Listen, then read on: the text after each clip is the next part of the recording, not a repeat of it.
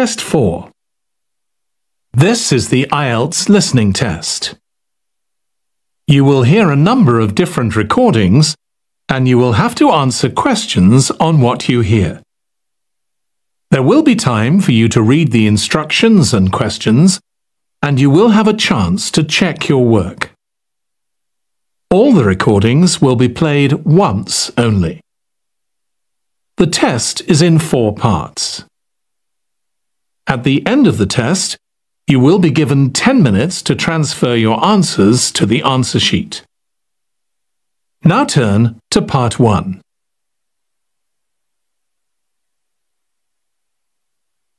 Part 1. You will hear a representative from a train company talking to a woman about her train journey. First, you have some time to look at questions 1 to 6.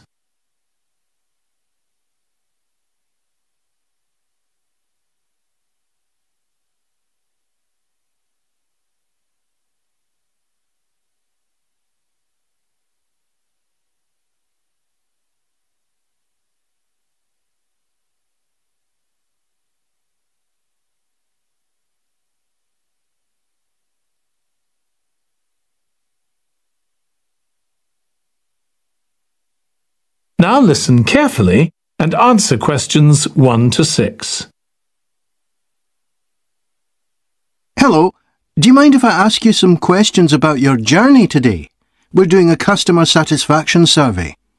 Yes, OK. I've got about 10 minutes before my train home leaves. I'm on a day trip. Great, thank you. So, first of all, could you tell me your name? It's Sophie Bird. Thank you. And would you mind telling me what you do? I'm a journalist. Oh, really? That must be interesting. Yes, it is. So, was the reason for your visit here today work? Actually, it's my day off. I came here to do some shopping. Oh, right. But I do sometimes come here for work. OK. Now, I'd like to ask some questions about your journey today, if that's OK. Yes, no problem. Right. So, can you tell me which station you're travelling back to? Stormforth, where I live. Can I just check the spelling? Staunfirth?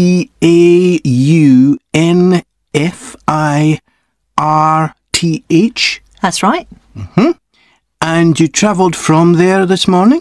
Yes. OK, good. Next, can I ask what kind of ticket you bought? I assume it wasn't a season ticket as you don't travel every day. That's right. No, I just got a normal return ticket. I don't have a rail card, so I didn't get any discount. I keep meaning to get one because it's a lot cheaper. Yes, you'd have saved 20% on your ticket today. So you paid the full price for your ticket? I paid £23.70. OK. Do you think that's good value for money? Not really. I think it's too much for a journey that only takes 45 minutes. Yes, that's one of the main complaints we get. So, you didn't buy your ticket in advance? No. I know it's cheaper if you buy a week in advance, but I didn't know I was coming then. I know. You can't always plan ahead. So, did you buy it this morning? No, it was yesterday. Right. And do you usually buy your tickets at the station? Well, I do usually, but the ticket office closes early and I hate using ticket machines. I think ticket offices should be open for longer hours. There's always a queue for the machines and they're often out of order. A lot of customers are saying the same thing. So, to answer your question, I got an e-ticket online. Before you hear the rest of the conversation, you have some time to look at questions 7 to 10.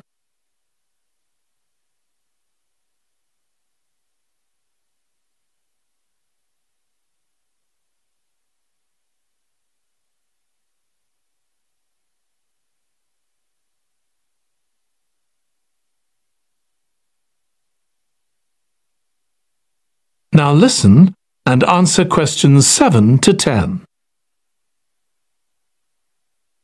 OK, thank you.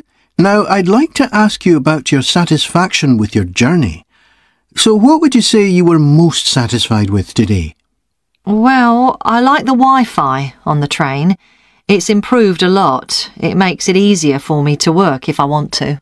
That's the first time today anyone's mentioned that. Oh. It's good to get some positive feedback on that. Mm. And is there anything you weren't satisfied with? Well, normally the trains run on time and are pretty reliable, but today there was a delay. The train was about 15 minutes behind schedule. OK, I'll put that down. Now, I'd also like to ask about the facilities at the station. You've probably noticed that the whole station's been upgraded. What are you most satisfied with? I think the best thing is that they've improved the amount of information about train times, etc. that's given to passengers. It's much clearer. Before, there was only one board and I couldn't always see it properly, which was frustrating. That's good. And is there anything you're not satisfied with? Let's see. I think things have generally improved a lot. The trains are much more modern and I like the new cafe. But one thing is that there aren't enough places to sit down, especially on the platforms. OK, so I'll put seating down, shall I, as the thing you're least satisfied with? Yes, OK. Can I ask your opinion about some of the other facilities? We'd like feedback on whether people are satisfied, dissatisfied, or neither satisfied nor dissatisfied. OK. What about the parking at the station? Well, to be honest, I don't really have an opinion, as I never use it. So neither satisfied nor dissatisfied for that, then? Yes, I suppose so. OK, and what about these... That is the end of part 1. You now have 1 minute to check your answers to part 1.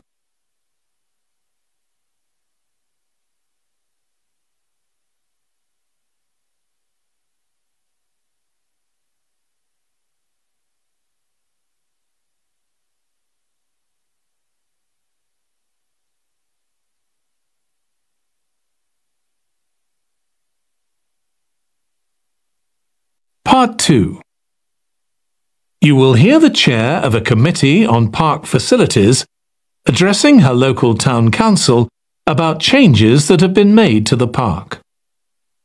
First, you have some time to look at questions 11 to 16.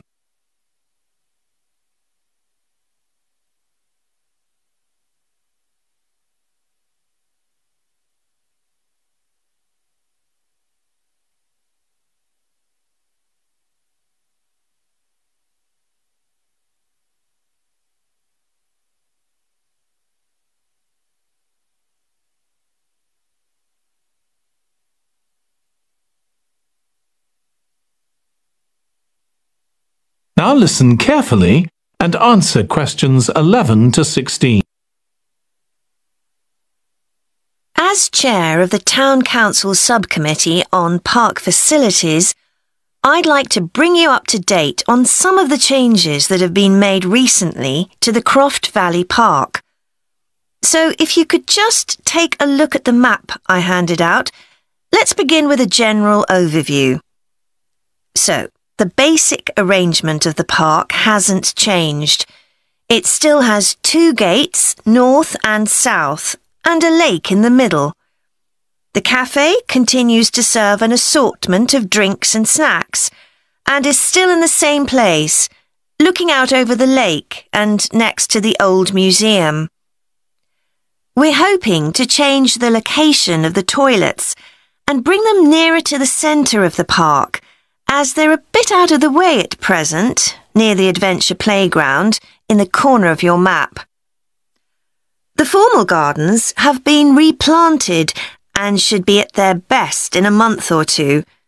They used to be behind the old museum, but we've now used the space near the south gate, between the park boundary and the path that goes past the lake towards the old museum. We have a new outdoor gym for adults and children, which is already proving very popular. It's by the glass houses, just to the right of the path from the south gate. You have to look for it, as it's a bit hidden in the trees.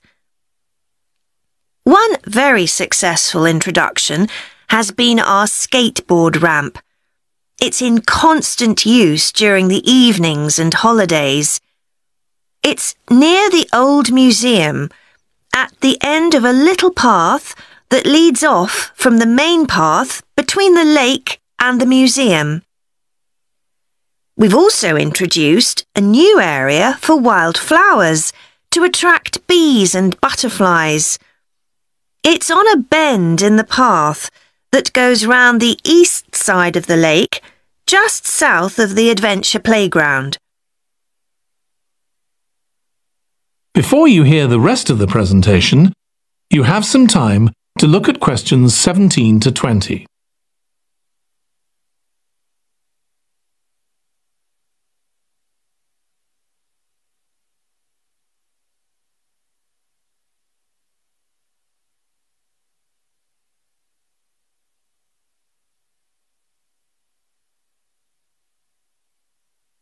Now listen and answer questions 17 to 20. Now, let me tell you a bit more about some of the changes to Croft Valley Park. One of our most exciting developments has been the adventure playground. We were aware that we had nowhere for children to let off steam and decided to use our available funds to set up a completely new facility in a large space to the north of the park. It's open year-round, though it closes early in the winter months, and entrance is completely free. Children can choose whatever activities they want to do, irrespective of their age. But we do ask adults not to leave them on their own there. There are plenty of seats where parents can relax and keep an eye on their children at the same time. Lastly, the glass houses.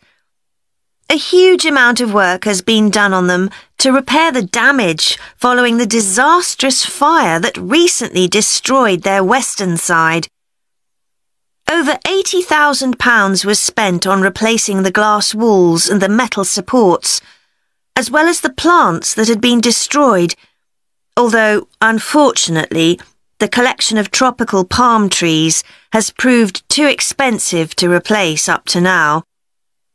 At present, the glass houses are open from 10 a.m. to 3 p.m. Mondays to Thursdays, and it's hoped to extend this to the weekends soon. We're grateful to all those who helped us by contributing their time and money to this achievement. The gardens have really been a... That is the end of part 2. You now have 30 seconds to check your answers to part 2.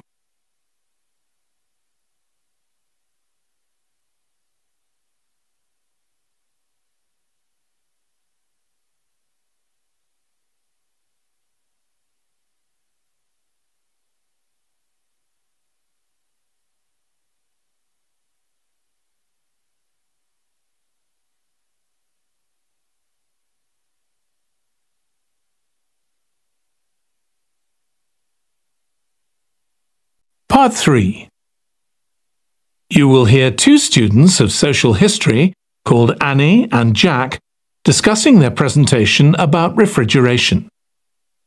First, you have some time to look at questions 21 to 24.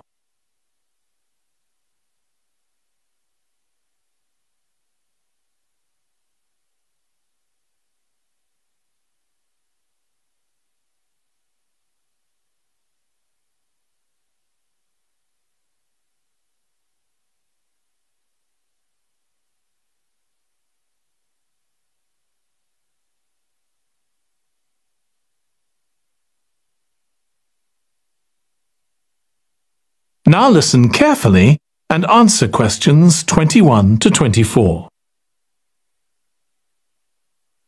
OK, Jack. Before we plan our presentation about refrigeration, let's discuss what we've discovered so far. Fine, Annie, though I have to admit I haven't done much research yet. Nor me. But I found an interesting article about ice houses. I'd seen some 18th and 19th century ones here in the UK, so I knew they were often built in a shady area or underground, close to lakes that might freeze in the winter. Then blocks of ice could be cut and stored in the icehouse. But I didn't realise that insulating the blocks with straw or sawdust meant they didn't melt for months. The ancient Romans had refrigeration too. I didn't know that. Yes, pits were dug in the ground and snow was imported from the mountains, even though they were at quite a distance. The snow was stored in the pits. Ice formed at the bottom of it. Both the ice and the snow were then sold. The ice cost more than the snow, and my guess is that only the wealthy members of society could afford it. I wouldn't be surprised. I also came across an article about modern domestic fridges. Several different technologies are used, but they were too complex for me to understand. You have to wonder what happens when people get rid of old ones. You mean because the gases in them are harmful for the environment? Exactly. At least there are now plenty of organisations that will recycle most of the components safely. But of course, some people just dump old fridges in the countryside. It's hard to see how they can be stopped, unfortunately. In the UK, we get rid of 3 million a year altogether. That sounds a lot, especially because fridges hardly ever break down. That's right. In this country, we keep domestic fridges for 11 years on average, and a lot lasts for 20 or more. So if you divide the cost by the number of years you can use a fridge, they're not expensive, compared with some household appliances. True. I suppose manufacturers encourage people to spend more by making them different colours and designs. I'm sure when my parents bought their first fridge, they had hardly any choice. Yes, there's been quite a change. Before you hear the rest of the discussion, you have some time to look at questions 25 to 30.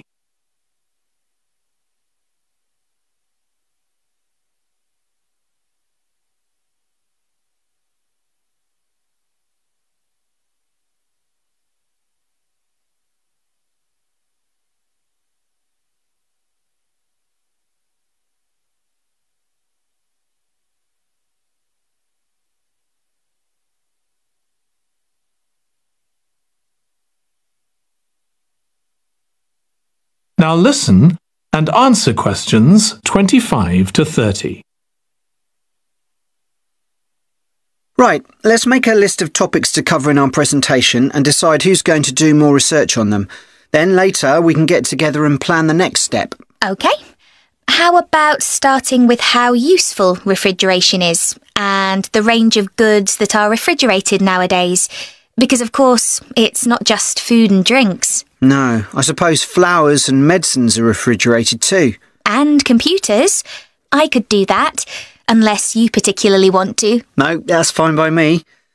What about the effects of refrigeration on people's health? After all, some of the chemicals used in the 19th century were pretty harmful, but there have been lots of benefits too, like always having access to fresh food. Do you fancy dealing with that? I'm not terribly keen, to be honest. Nor me. My mind just goes blank when I read anything about chemicals. Oh, all right then. I'll do you a favour. But you owe me, Jack. OK. What about the effects on food producers, like farmers in poorer countries being able to export their produce to developed countries? Something for you, maybe? I don't mind. It should be quite interesting.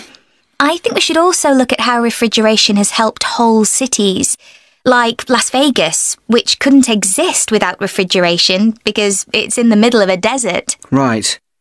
I had a quick look at an economics book in the library that's got a chapter about this sort of thing. I could give you the title if you want to do this section. Not particularly, to be honest. I find economics books pretty heavy going as a rule. OK, leave it to me then. Thanks. Then there's transport and the difference that refrigerated trucks have made. I wouldn't mind having a go at that. Don't forget trains too. I read something about milk and butter being transported in refrigerated railroad cars in the USA right back in the 1840s. I hadn't thought of trains. Thanks. Shall we have a separate section on domestic fridges? After all, they're something everyone's familiar with. What about splitting it into two? You could investigate 19th and 20th century fridges, and I'll concentrate on what's available these days, and how manufacturers differentiate their products from those of their competitors. OK, that'd suit me. That is the end of part 3. You now have 30 seconds to check your answers to part 3.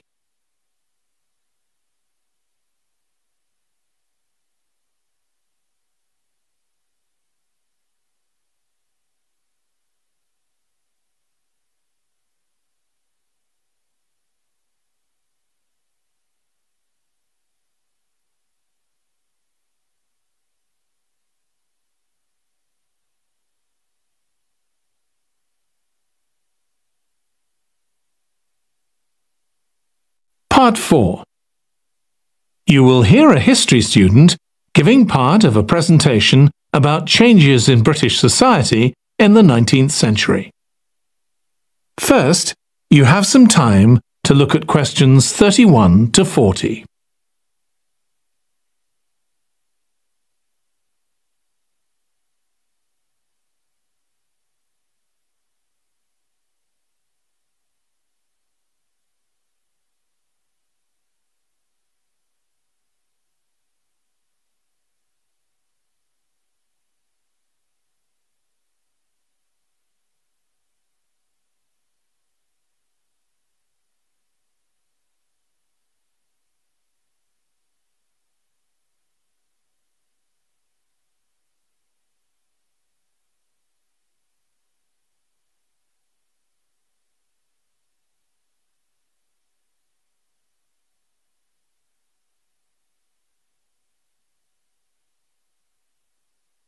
Now listen carefully and answer questions 31 to 40.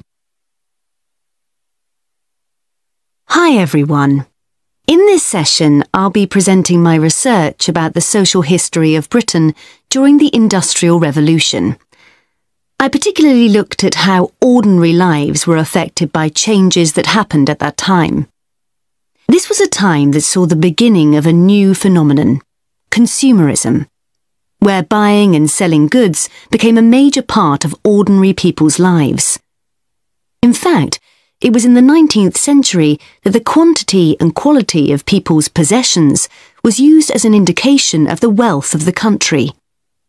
Before this, the vast majority of people had very few possessions, but all that was changed by the Industrial Revolution. This was the era from the mid-18th to the late 19th century, when improvements in how goods were made, as well as in technology, triggered massive social changes that transformed life for just about everybody in several key areas. First, let's look at manufacturing. When it comes to manufacturing, we tend to think of the Industrial Revolution in images of steam engines and coal. And it's true that the Industrial Revolution couldn't have taken place at all if it weren't for these new sources of power. They marked an important shift away from the traditional watermills and windmills that had dominated before this. The most advanced industry for much of the 19th century was textiles. This meant that fashionable fabrics and lace and ribbons were made available to everyone. Before the Industrial Revolution, most people made goods to sell in small workshops, often in their own homes. But enormous new machines were now being created that could produce the goods faster and on a larger scale, and these required a lot more space. So large factories were built, replacing the workshops and forcing workers to travel to work. In fact, large numbers of people migrated from villages into towns as a result.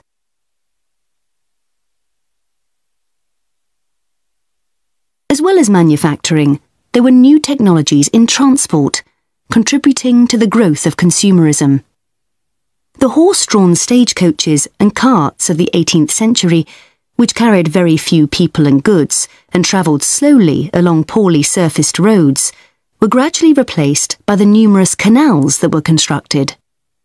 These were particularly important for the transportation of goods. The canals gradually fell out of use, though, as railways were developed, becoming the main way of moving goods and people from one end of the country to the other.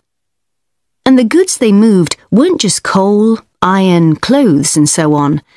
Significantly, they included newspapers, which meant that thousands of people were not only more knowledgeable about what was going on in the country, but could also read about what was available in the shops. And that encouraged them to buy more. So faster forms of transport resulted in distribution becoming far more efficient. Goods could now be sold all over the country instead of just in the local market. The third main area that saw changes that contributed to consumerism was retailing. The number and quality of shops grew rapidly, and in particular, small shops suffered as customers flocked to the growing number of department stores, a form of retailing that was new in the 19th century. The entrepreneurs who opened these found new ways to stock them with goods and to attract customers. For instance, improved lighting inside greatly increased the visibility of the goods for sale.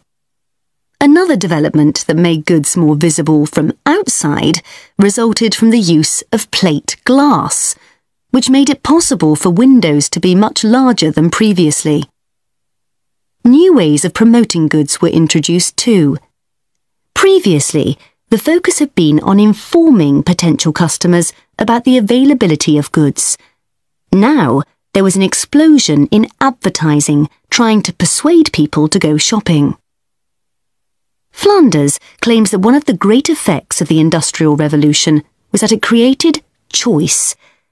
All sorts of things that had previously been luxuries, from sugar to cutlery, became conveniences, and before long they turned into necessities.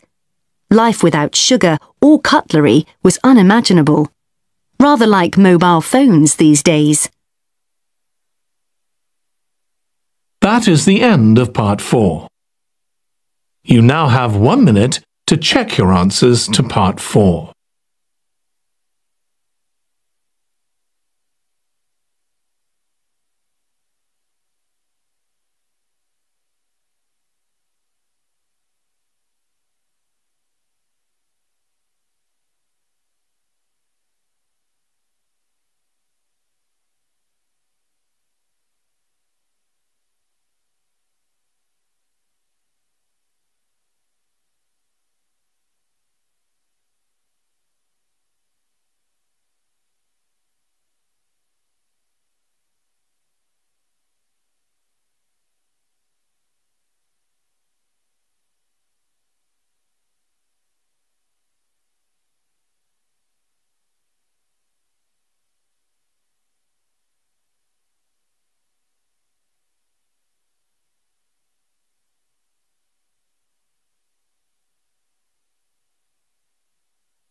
That is the end of the listening test.